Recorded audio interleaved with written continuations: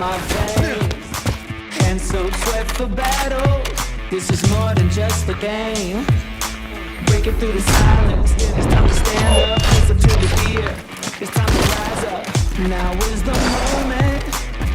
Now is the time to win or die.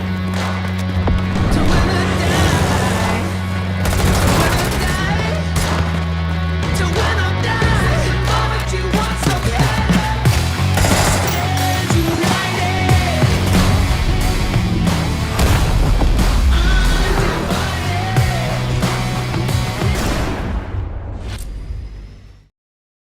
Hi everyone.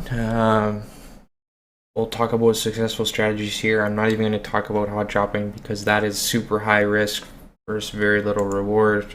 It's not a viable strategy in competitive play unless you're trying to ruin someone's first place and you're in last. Again, it's not a viable strategy.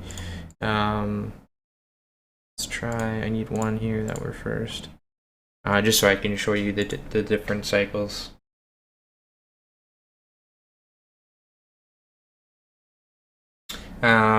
So again, just to recap, there's edge play. Let's speed this up. There's edge play, there's center play, there's off center, there's coming in late, and there's snaking. Get the first circle to pop here. Okay, so once again, edge can work. Again, it's very high risk. Sometimes the circle will shift away from you.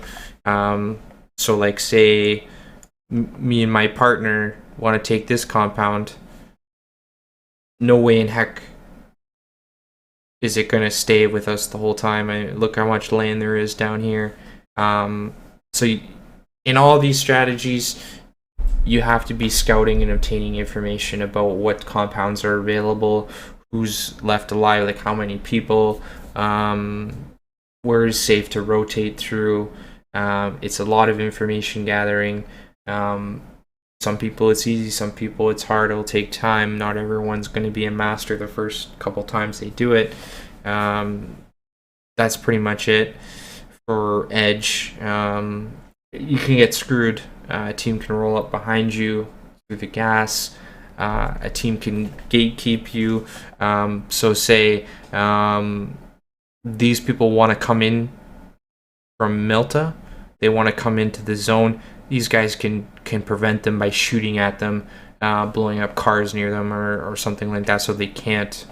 They have to take the fight and they're gonna die. Or maybe this team in Milta gets a lucky knock on one of them, pushes them, finishes them, and then his other opponent or partner has to push away or take the fight again. It's going to be different each time. Again, obtaining knowledge is very important in this game. I'm going to say it's probably about 70 to 80% positioning and knowledge and game awareness, and then the other bit comes down to your shooting skill.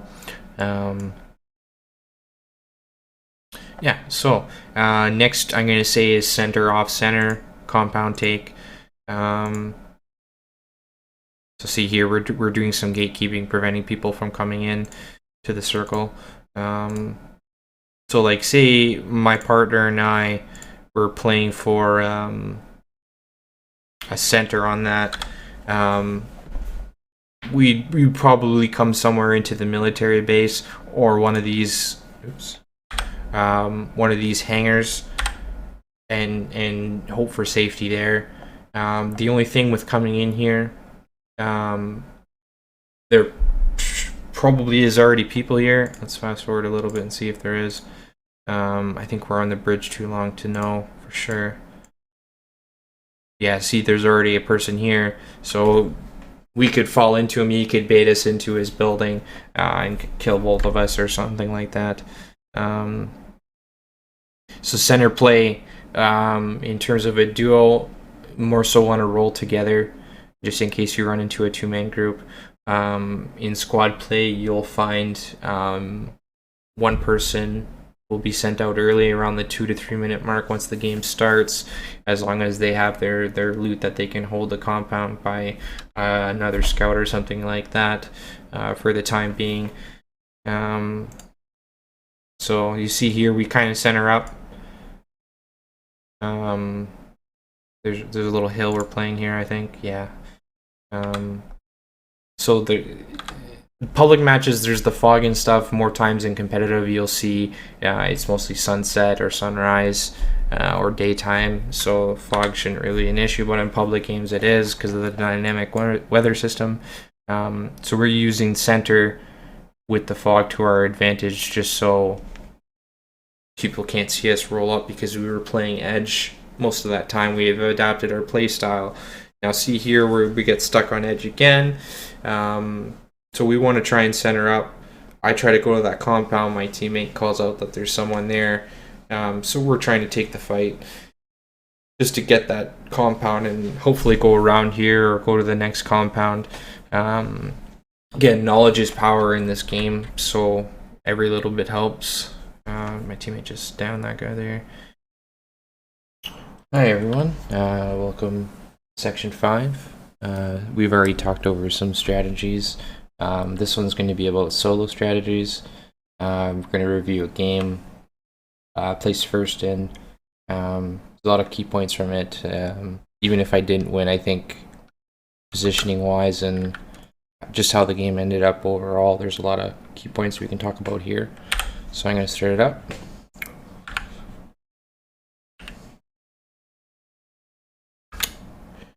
Now the plane's pretty straightforward. I feel like I waited a bit. A lot of people like to hot drop Military Island. See down there is quite a few people. In Novo, a lot of people like to go down here as well. So I just kind of wanted to avoid that, and I figured I could go somewhere over here.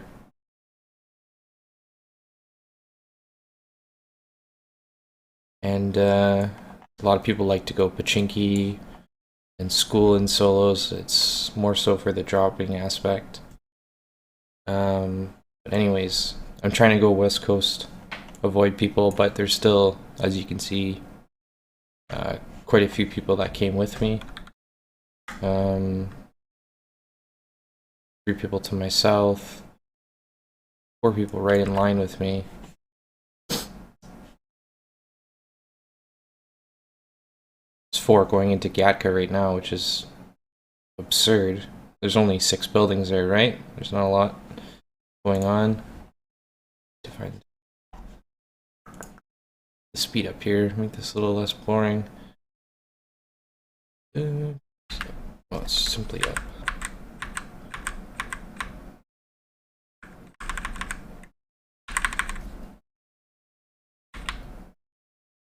Faster? Anyways, be a little bit longer then. Oh, here we go. Superman. So, this place here's got good loot for a solo. I didn't really get much from here this time around. It's the game, you gotta deal with it. It's RNG.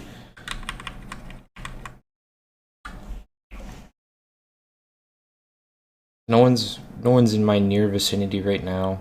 I heard the shooting going on here. Already one of them's died. Later in the game, someone comes from my south. I was confused about that. Anyways, just staying away from people in solo if you're trying to win and grind those leaderboard ranks. Oh, there he is down there. Staying away from people, trying to go as far away from the plane as you remember. Plane was kind of over here, this direction. So I'm trying to get away. I got lucky on the circle. I'm in the circle, so I can take a little bit longer to loot.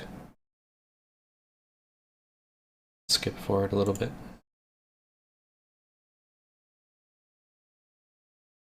You know, here, this guy's coming up on me. He's probably trying to go loot up here, because again, this usually has good loot in it.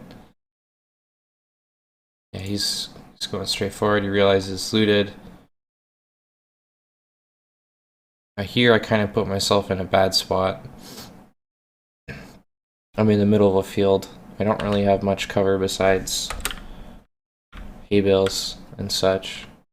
So I'm pretty much an open target, so this was my bad. I took way too long to kill this guy. I didn't even end up killing him First game of the day, my shots just weren't there. And anyway, see how open? Like, I've got this guy shooting at me. I could have that guy shooting at me. I could have that guy shooting at me. And I could have that guy shooting at me.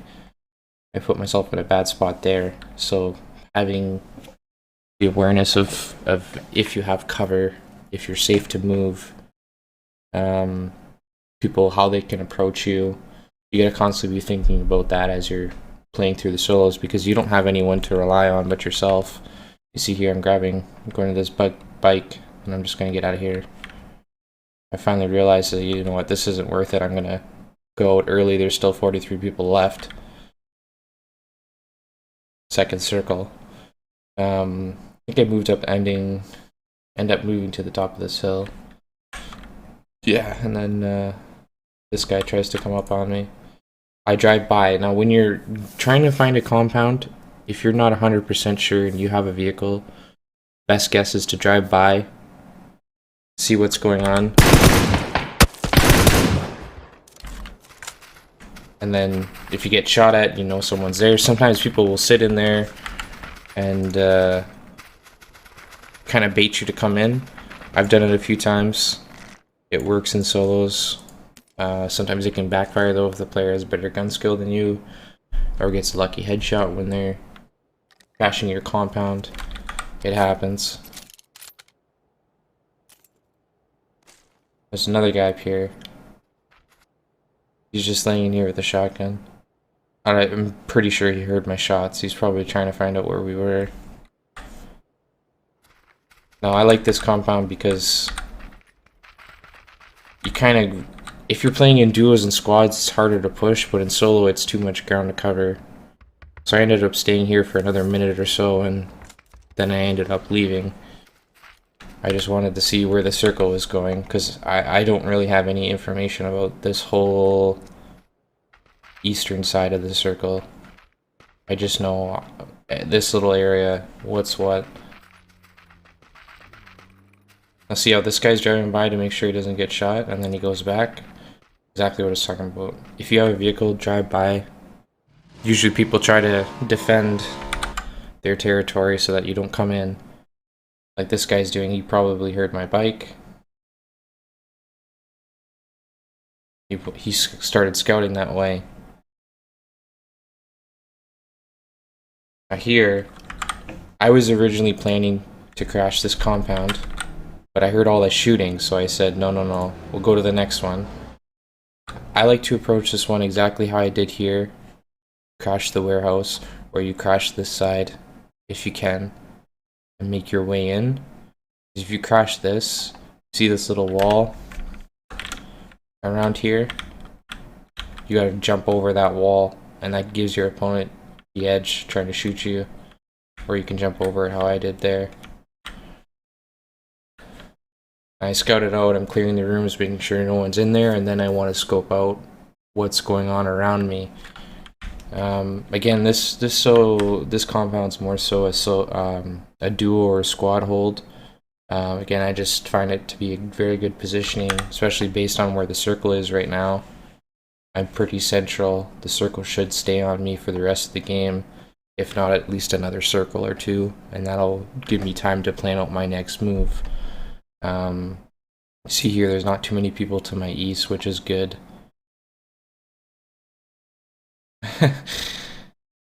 That bike, or a buggy, that was funny. Now there's two people fighting in this compound. I only knew about the one, but I heard the shots earlier, so I knew there was people there, so I don't want to push that. I don't want to give up my superior positioning in the circle right now. Close. Again, the circle. See how good I got on that circle? I got very lucky. It could have went any way, but for a majority of the circle, how that size is, I'm gonna be in it, or I should be very close to being in it.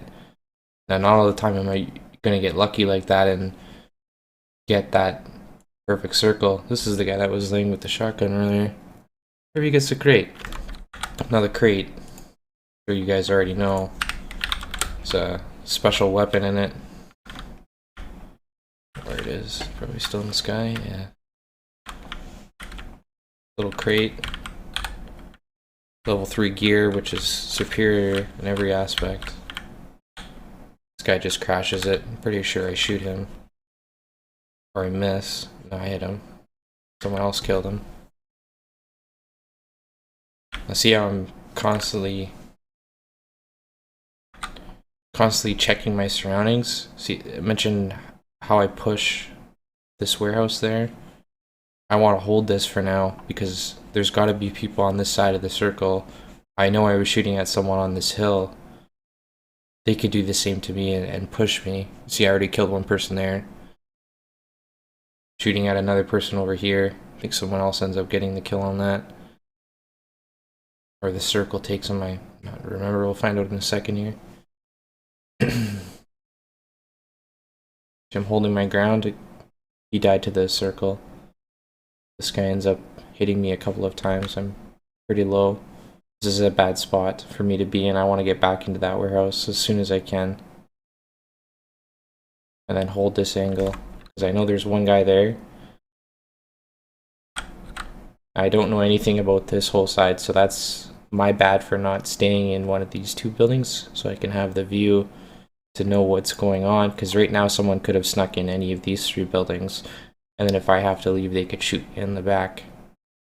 I wouldn't have known because I wasn't really paying attention. Again, like I said, this compound isn't too good for solos. It is still pretty good, but you don't gain as much information as you need for to secure it and hold it so that people don't push. I mean, me and this guy just have a standoff, and this guy for a couple minutes. Just waiting for that circle to close.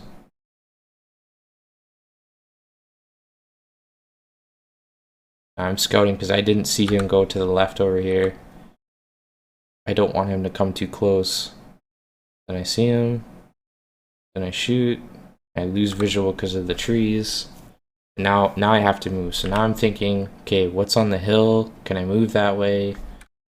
I don't want to get shot in the back because this hill really doesn't offer too much cover. I would say this side of the circle has the better advantage. Just because of the ridge lines and such here. But going too early to hold that, you're probably going to get shot in one of the four directions. This guy's playing it smart, top of the hill. I mean, I almost would have come down to this rock. Or play this little ridge over here. I'm not sure. That's, like I said, this is a bad side of the street to hold. I'm just waiting for the circle to close myself. So again, I don't get shot in the back. There's some smokes down. Smokes are very, very key. Any type of game mode you're playing in this game. Just for that visual cover. People don't really know where you are. I threw a couple just so I could loot this guy if I needed any meds or to refresh my helmet or my vest. Get any more utility from them. And then also secure that side of the circle. That's a 1v1, v1. Three of us will slow it down a bit. We'll just explain what's going on here in the final circle of a solo game. Because anyone could be laying down anywhere and you wouldn't really know until the last second.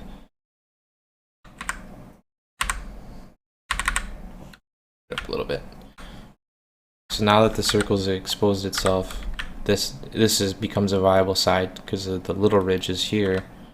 Again, I don't want to go too early because this guy has a little dip here.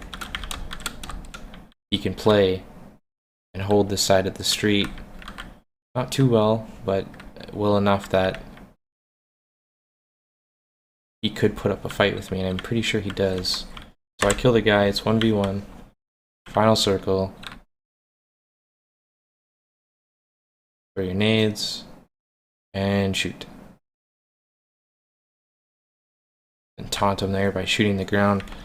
But see how his dip kind of ran out? If the circle was a little bit more south, I think you would have had a better spot. Because I had to expose a lot of my body there. Get a shot on him.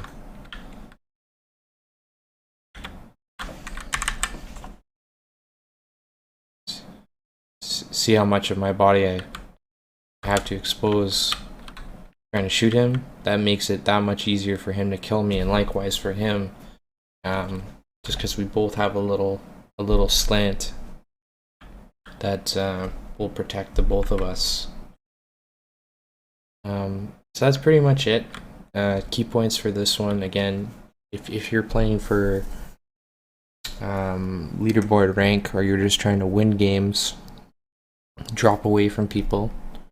Try and grab a vehicle as early as you can. I would recommend a bike for solos, just because they're fast and they're mobile, and you can hide them pretty easily in buildings. You just gotta open the front door, park your bike, no one's the wiser. Make sure you're constantly getting information, because it's just you. You're by yourself. No one else can give you the information about where people are. Moving to that cover, finding key compounds in the circle, like how I did here with this one. It's a very good place to hold, and how I did earlier with this one. That comes with your game awareness. It's more so a skill you've got to learn on top of your gun skill. Over time, hopefully these videos help you. Next we're going to cover the duo aspect, and then we'll go into squads, and we have some other topics to cover after that as well. Thank you, and see you in the next video. Hi everyone, welcome to the duo segment of section 5. Today we're just going to review a duo game here, played over the weekend, show you what you could kind of expect in a duo game. Now in a duo game, it's better because you have more information to gain with you and your partner than you do as solo. And again, you also have the chance to revive each other if one of you does go down. Now, duo is better in the aspect that there's not as many people as there is in a squad game that are going to push you at one time. So you can take the 2v1 fights if your aim is on point and you can land your shots. It's not too difficult. So you can see here, circle is kind of a 50-50 split between military and the main island. So we're here on the middle. We tend to drop here just in case these things happen. We have a lot of safe rotations out of here. It's something we have experience with, landing in this corner of the main island, so it's just something we're familiar with, and that's something you as a player eventually will have to do. You'll have to get familiar with an area. You can reaction drop. I mean, sometimes people are going to contest you. It does happen. You just got to be prepared for that. This time we don't get contested. We're able to loot up safely. Now, we recognize, you know what, this could shift down to the bottom, so let's secure the bridge. I wouldn't recommend this in comp play, holding the bridge like this, because some good players will know, stop at the gas station, check it out, move up a little bit, check it out. If they don't like it, they'll find a boat, that sort of thing. Tend to avoid the bridges. It's a unnecessary death. Yeah, so we'll skip through a little bit. Skip through the boring parts anyways. Us just waiting for players. Now we're kind of in a pickle here. We're close but we're not, and we don't know which way. We were thinking it's going to end here on the island, since a majority, it's got a majority of the land, but circle shifts are different than they are in public matches. That's what this is, than they are in competitive. Because hypothetically, next phase, it should 100% go down to military island, just because of the circle and the water. Because in competitive phase 4 and phase 7, it shifts out as much water as possible. So in competitive play, you're safe to assume it's going to end down on the island. You want to get down on the island as soon as you can. If the circle is up a little bit more, then it's really hard to guess at that point. You've just got to be prepared to do either one. Have a boat ready to interchange between either side of the island, whatever side you're on. So So, you know, we try to go get positioning. We end up going to the other bridge just because it's a public match, right? So it's not going to be as skilled players. It's definitely still going to be, you're going to run into some people that do have skill, but for the most part, if you've got good aim, good mechanics, game awareness, all that fun stuff, you'll do well. But here we are. We're going to hold the bridge. Got a kill there. Now see how we took this little gap right here? Let's go back a couple seconds here. We took the top of the ridge. You can see me here. We come down to the ridge. Just because some people in public matches play the bridge weird, we scout it out. We're gaining that information. I'm exchanging that information with my partner in comms. He knows, okay, it's time to push up. He signals, go ahead, I'll cover from you from the hill. You move across the street first. And then we go. Now that's something you and your partner have to be talking about. I want to say all information is good information, but sometimes your comms can drag too long and a lot of it could be unnecessary. Like, you just want to point out clear, you know, there's a vehicle that doesn't look right or something, or guy 150 on the hill 200 meters out. You don't want to drag your comms on in any mode, squad or duo. See that guy's hiding behind there. I think I hesitate for a couple minutes whether I shoot him in the leg or not. Kind of skip through here. Get closer to that circle shift. I do end up killing him.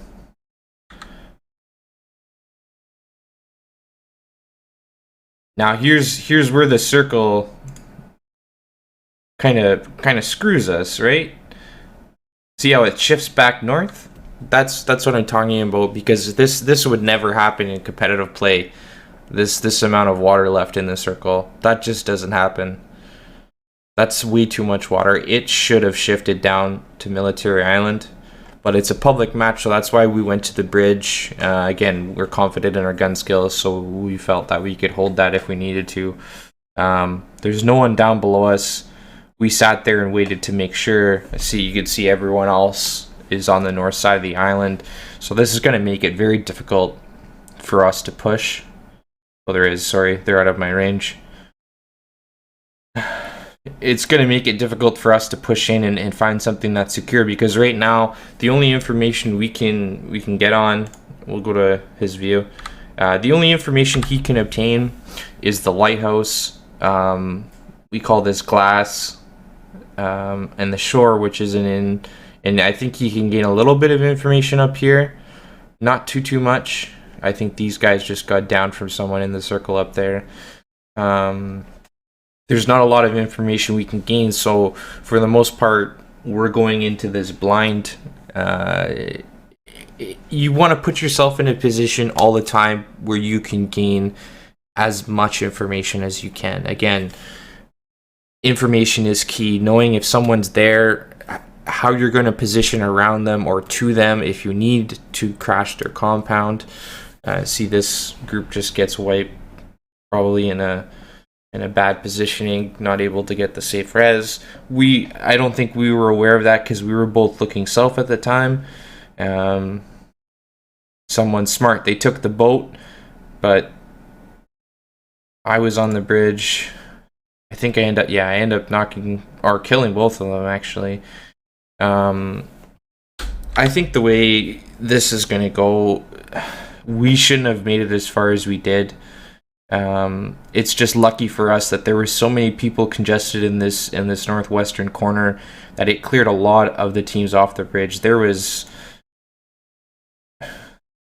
probably 5 teams here on the bridge, and you know what, a lot of these deaths could have been avoided if they would have went north, and it again would have made it harder for us to cross. But it's a public match, so I mean their game awareness might not be there. We hold it as long as we can. There's a group that wants to come in behind us. I don't know how They crossed in. I think my partner ended up killing them, or they died to play zone.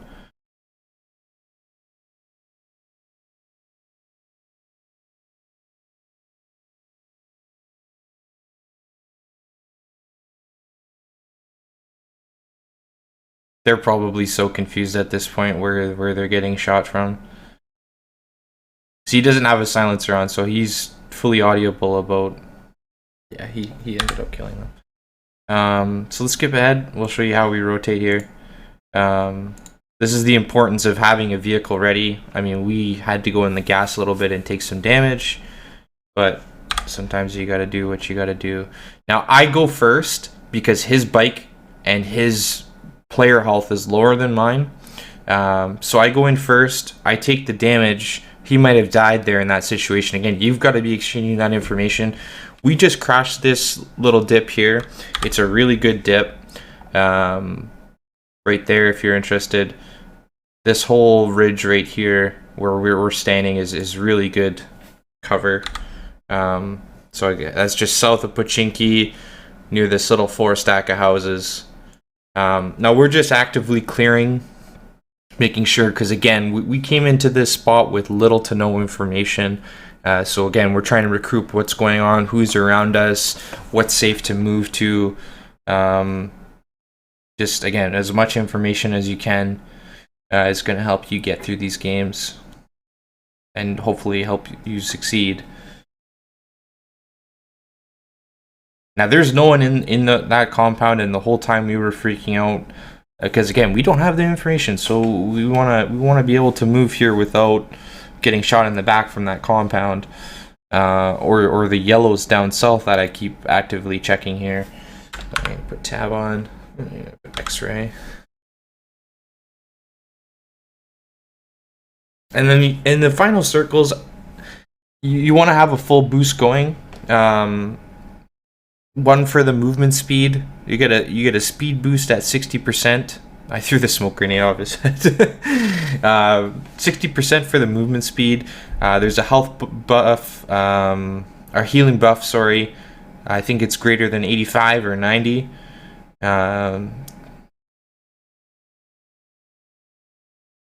You see here, there's a nice little dip in here too, where I'm kind of sitting right now.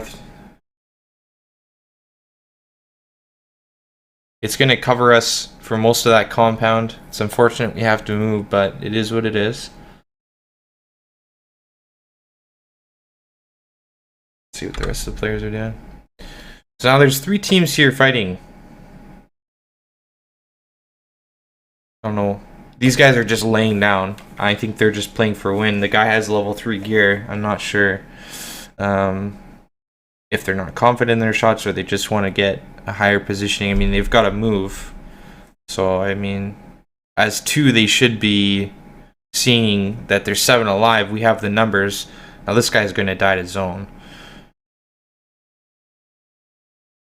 Or pretty much dies to zone. Yeah. And then my teammate ends up knocking him. My teammate gets knocked. Now I did something really dumb here. I'm going to pause it for a sec. In the situation, we'll go up to where he actually gets knocked. In this situation, I don't have the information to know where they are. I have an idea that they're on this side of the circle. I should be throwing down a smoke grenade. I don't know at this point if I had any or not, but you can see this guy right here, this guy right here, and again, I know one of them's knocked on the other team, but he could also be staring this way. I mean, he shouldn't be because they're in a close engagement, but this easily in competitive play, we're both dead. I should be throwing a smoke grenade down, and this is what you should be doing as well. If you're in a spot where there's no cover, or even if there is cover, oh, see, he just threw a smoke grenade down for me. So I think that was some miscommunication on our part. But if you're in a spot like this, you want to throw down. You want to throw down a smoke grenade. Let's go over here, because if they knocked him, yeah, you can see us. If they knocked him, they can definitely see me resing him. Again, the importance of utility and smoke grenades in this game You always want to have them. Can never have enough. Well, I mean, anything more than 7 is probably too much bag space. You can see here, we used the time while they were engaging. I got the res off. I managed to find some safer cover. I end up knocking one, and then my partner ends up killing the other. Again, duo, I can't say this enough. Same with squads. You need to be getting as much information and exchanging that information with your partners. If you see something, say it. It's like neighborhood watch. You need to let your teammates know what's going on, what information you have. Doors open, doors closed, a vehicle, you thought you seen something. Just let them know. Now this was a public match, so we did get away with a lot of stuff, but I think us crashing on bike from the bridge, I don't think that would have been allowed to have happened. This was just poor play on some of the other players' parts.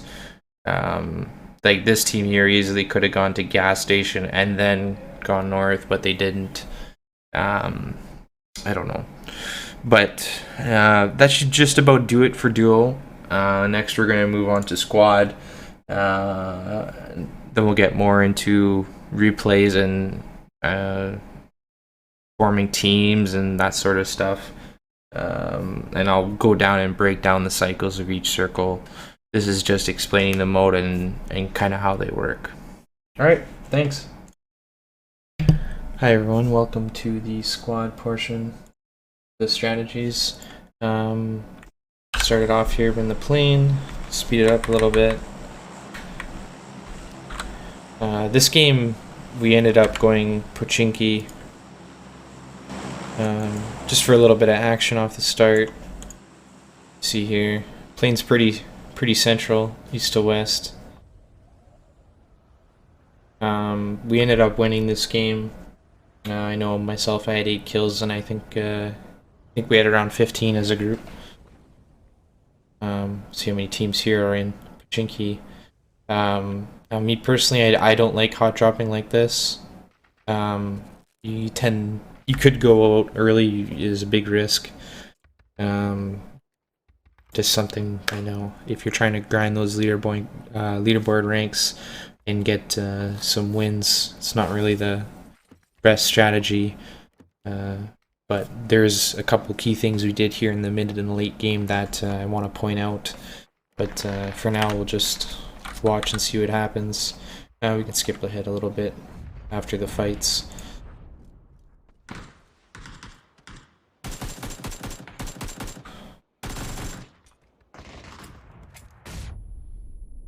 Skip ahead a little bit more.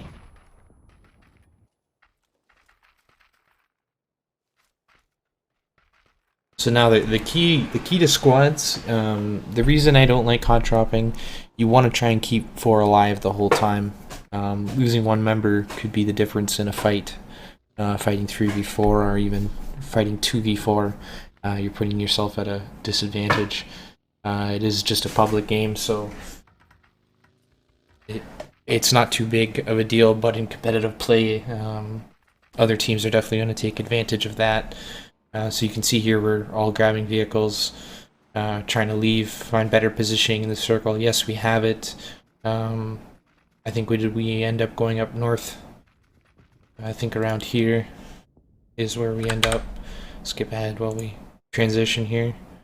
We did a little bit of crate chasing. Again, this early game wasn't very good. We were just looking for kills and fights.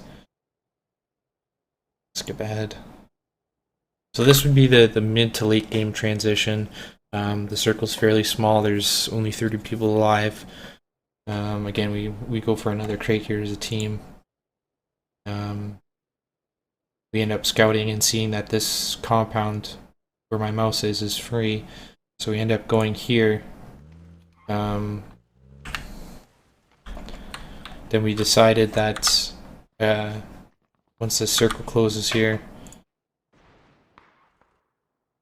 because there was 2 teams fighting over this compound. So we decided to capitalize, go on foot, not let them know that we're coming. So we crossed the river and we pushed them.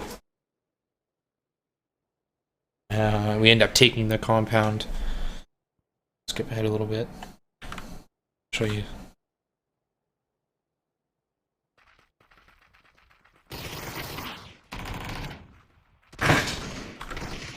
So we take this compound. We all go in right beside each other so that if one of us gets down, we can trade. And my teammate downs me there. Unfortunate, but it happens. So now we hear the vehicles. We know there's a team coming. We get ready for that fight, and then someone calls out this group because we've got pretty much the best compound in this circle right now. So a lot of other teams are going to want to try and take that. Right now we only have 3 strong. We lost a member. I think during one of our fights for the crate, I think we lost a member earlier today. I don't remember. Played a few games. So now we've got prime positioning in the circle. We're just holding, scouting, seeing what we can do. Then again, circle lands on us. We're still good. We still have this chance for the circle to come back to us at this point. But there is a good possibility that next circle it could end up outside of our compound. And the good thing about, or the bad thing about that, sorry, is not really a lot of cover for us. So it's a definitely high risk, high reward kind of situation where if that next circle lands on us, everyone has to, come down the hills towards us, come from crates. This team here tries to push us. We just threw a bunch of grenades, artillery strike them. So they only have one piece of cover between the two of them, so it was easy to push them out. Yeah, getting those positions a little bit early. We're a little bit late. It's a public game, playing with a group of competitive players, so our gunfights, we're very, very confident going into it that we're going to win almost all of our gunfights. But in competitive play, you want to get to the spot sooner rather than later. Some people might send 1 scout or 2 scouts, and then the rest of the team follows in and takes that compound. See here now, that circle, we got bad luck on that. We had to position out, so we have 1 guy covering for us. We know where the last 2 guys are. Myself and my partner start to flank up, try and line of sight them, or some people will say LOS, just so that they can't see you approaching and you can get up closer without getting shot at. Because again, there's not a lot of cover here to maneuver. We could have thrown down smokes and such, but with our anchor, we'll call them, as they're commonly referred to, the anchor will sit back further and pop shots to prevent players from scouting out or trying to find your other teammates. So we end up pushing this hill. We end up winning the game.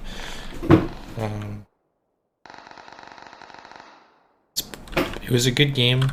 Again, I don't know the kills off the top of my head, but excuse me. When you're playing as a squad, key things, you want to stay 4 strong as long as you can. Similar to what we talked about in solo and duos, you want to drop away from the plane if you're trying to grind ranks and wins. Hot dropping, we did it there. We came out because again we're confident in our gunplay, but as a newer player, if you don't have a lot of competitive experience, just drop away from that plane, try and find a vehicle and skedaddle out of there, and then take it accordingly as you see the circle adjust. Try and get your team into a spot early where you're sort of centralized on the circle. Again, the circle can shift.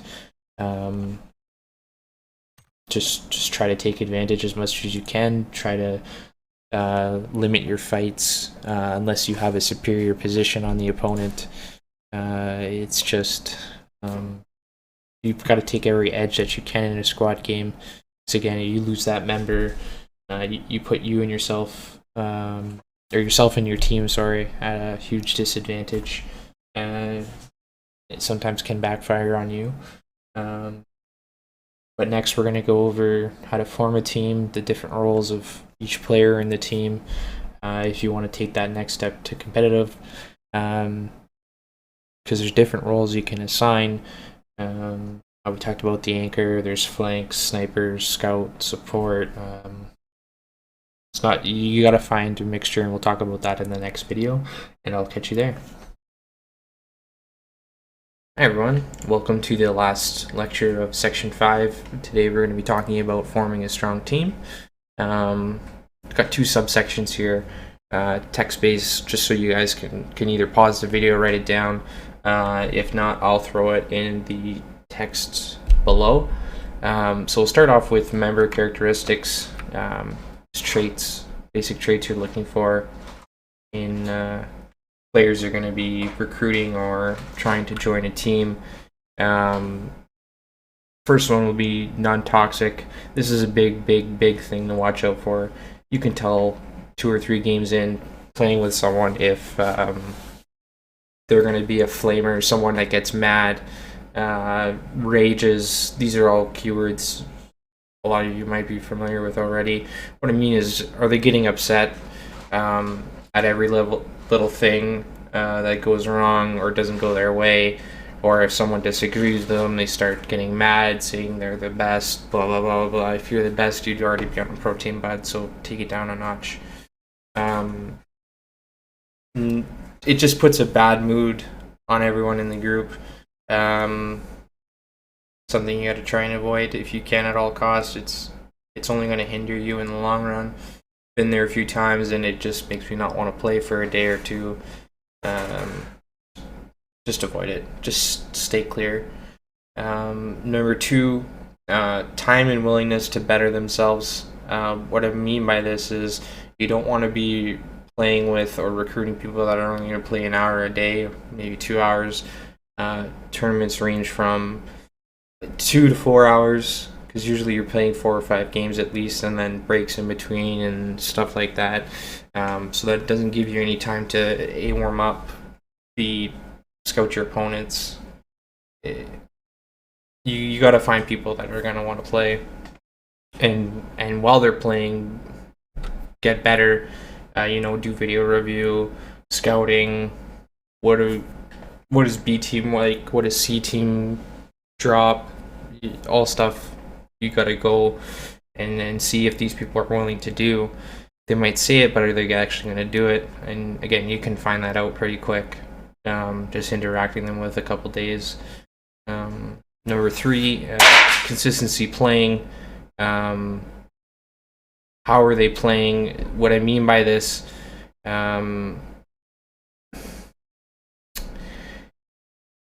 they playing well each time, or are they just playing and going through the emotions? And I want to be on a team. I want to be rich. I want to make money. I want to be good.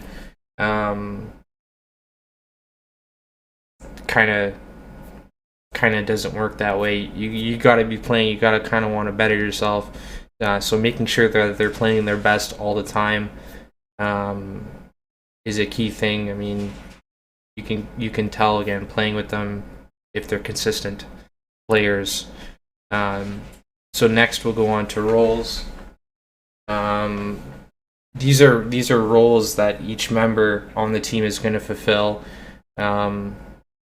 We have the IGL.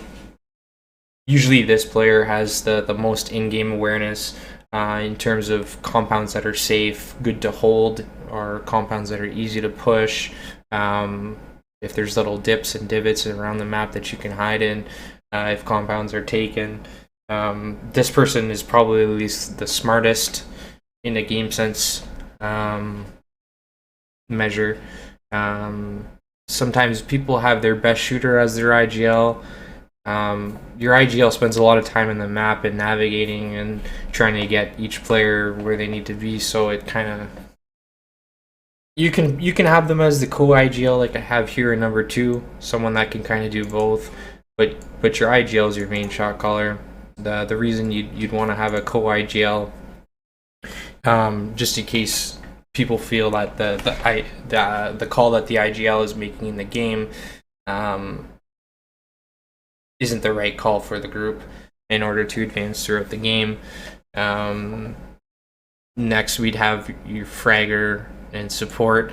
Now, your fragger, again, is someone that can consistently hit their shots. You don't have any doubt that they're going to win a gunfight or get a knock or something like that. I have the slash support. Excuse me. Support is someone that plays with a DMR or a bolt action. So this DMR is going to be your SKS, your Mini 14, your SLR, your MK14 if you're lucky to get a crate, or a Car 98, an M24, or an OM with the bolt action. On maps like Miramar, you'll see a lot of double supports. Sometimes you'll even see everyone as a support in a sense where their secondary weapon will be a DMR just because of how long the maps are. But you want to have someone main that role in a sense where if you don't get a lot of scopes as a team, you're handing the scopes over to someone that's going to hit their shots with an SKS or a Mini 14 pretty consistently, so that you're getting those damage points, you're knocking people's helmets, knocking people's vests. It all adds up over the course of the game. So putting people in that role, again, you want to make sure they're hitting their shots. Now for number 4, I have kind of a duel here, a scout support. So what I would suggest for this, if you're doing the scout method where you're sending someone out 2 minutes in, 3 minutes in, right off the bat, with little loot, don't give them your highest power scope. Give them like a 2 or a 3x just so they have a little bit of vision. This will help their scouting process quite a bit in terms of what information is available to the rest of your team, in terms of what compounds are open.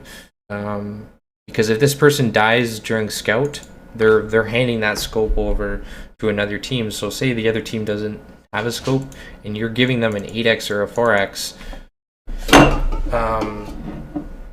it kind of sucks, but it is what it is. I mean, you're not gonna come first every time. You're not gonna have every member alive all the time, so you've got to adjust to those situations.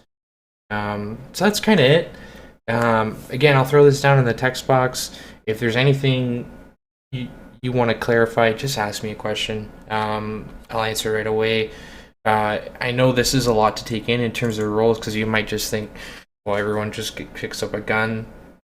Yeah, you can do that, but if you want to make the best experience you can make, try and look for these roles or assign these roles yourself.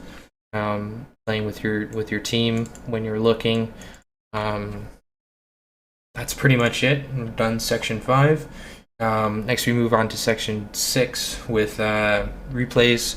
Go in depth. Again, replays, you'll hear me say you want to find people that'll put the time in and do video reviews of your games.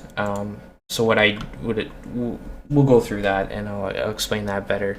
But I just want to leave this one kind of short, just so you guys have an idea what roles you're looking for, because right now you might already be looking for a team, and this will kind of help with that. So again, I'll throw this in the text box for you guys, and I'll see you in section 6.